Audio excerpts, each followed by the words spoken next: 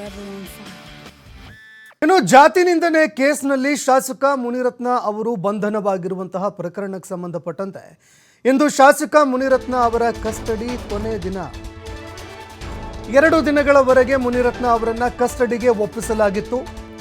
ಇವತ್ತು ಶಾಸಕ ಮುನಿರತ್ನ ಅವರ ಪೊಲೀಸ್ ಕಸ್ಟಡಿಯ ಕೊನೆಯ ದಿನ ಇರುವಂತಹ ಹಿನ್ನೆಲೆಯಲ್ಲಿ ಇಂದು ಮುನಿರತ್ನ ಅವರನ್ನ ತೀವ್ರವಾಗಿ ವಿಚಾರಣೆ ಮಾಡಲಿದ್ದಾರೆ ಪೊಲೀಸ್ ಅಧಿಕಾರಿಗಳು. ಅಂದ್ರೆ ಏನು ಆಡಿಯೋ ವೈರಲ್ ಆಗಿತ್ತು ಅದಕ್ಕೆ ಸಂಬಂಧಪಟ್ಟಂತೆ, ಅದೇ ರೀತಿಯಾಗಿ ಅವರು ಬೆದರಿಕೆ ಒಡ್ಡಿದ್ದಾರೆ ಎನ್ನುವಂತಹ ಒಂದು ಪ್ರಕರಣ,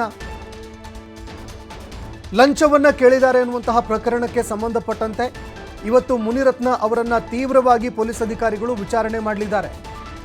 ನಿನ್ನೆ 3-4 ಗಂಟೆಗಳ ಕಾಲ ತನಿಖಾಧಿಕಾರಿಗಳು ವಿಚಾರಣೆ ಮಾಡಿದ್ರು. ವಿಚಾರಣೆ ವೇಳೆ ನಂದೇನೂ ತಪ್ಪಿಲ್ಲ ಅಂತ ಮುನಿರತ್ನ ಅವರು ಜಾರ್ಕೊಂಡಿದ್ದಾರೆ. ಇದು ರಾಜಕೀಯ ಷಡ್ಯಂತ್ರ ಅಂತ ಬಿಜೆಪಿ ಶಾಸಕ ಮುನಿರತ್ನ ಅವರು ಆರೋಪ ಮಾಡ್ತಾ ಇದ್ದಾರೆ.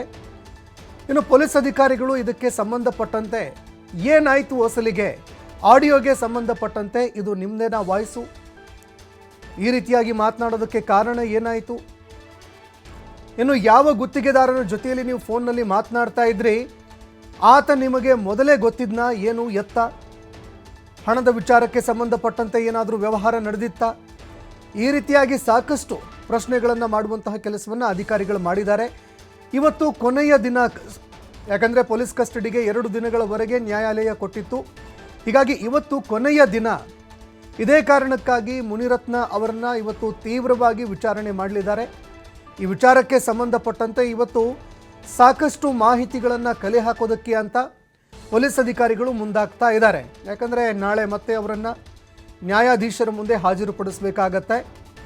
ಆ ಸಂದರ್ಭದಲ್ಲಿ ಹೆಚ್ಚುವರಿಯಾಗಿ ಅವರನ್ನು ಮತ್ತೆ ಪೊಲೀಸ್ ಕಸ್ಟಡಿಗೆ ಕೇಳಬೇಕಾ ಬೇಡವಾ, ಇದೆಲ್ಲವೂ ನಿರ್ಧಾರ ಆಗಬೇಕು ಅಂತಂದರೆ ಆಡಿಯೋಗೆ ಸಂಬಂಧಪಟ್ಟಂತೆ, ಅವರು ಬೆದರಿಕೆ ಒಡ್ಡಿರುವಂತಹ ವಿಷಯಕ್ಕೆ ಸಂಬಂಧಪಟ್ಟಂತೆ, ಲಂಚ ಕೇಳಿರುವ ವಿಚಾರಕ್ಕೆ ಸಂಬಂಧಪಟ್ಟಂತೆ ಸಾಕಷ್ಟು ಮಾಹಿತಿಗಳನ್ನು ನ್ಯಾಯಾಲಯಕ್ಕೆ ಒದಗಿಸಬೇಕಾಗತ್ತೆ.